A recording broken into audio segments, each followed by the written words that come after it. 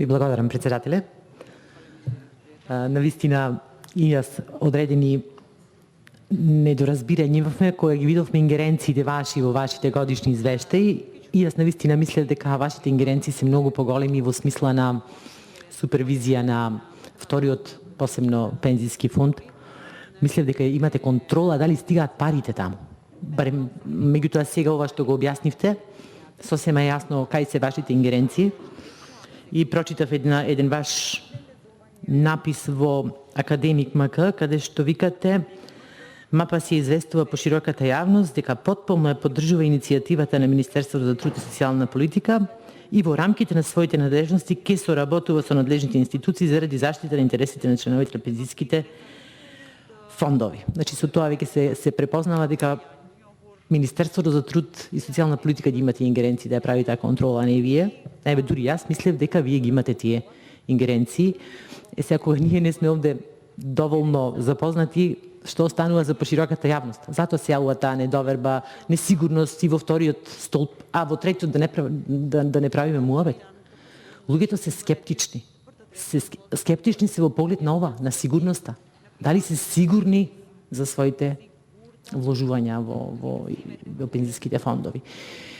И јас исто така ќе критикував во смисла дека издатоците на ставката за реклама во 2019 година се 4.298.000 денари, што ми изгледаше вака многу, бидејќи се обидов нешто да пребарам на интернет колку вие имате реклама што е достапна до граѓаните. Најдов само неколку Facebook објави, најдов нешто на факултети МК, што еве може да ви била целна група младите да ги информирате и тоа е добро. Меѓутоа, мислам дека се многу средства, а малку видливост. Треба во иднина повеќе видливост да се запознаат граѓаните, еве посебно младите луѓе кои што ќе се вработуваат. Јас не спаѓам ни во вториот пензиски столб. Да се запознаат колку е сигурна оваа земја во тоа што ќе им го гарантира на младите.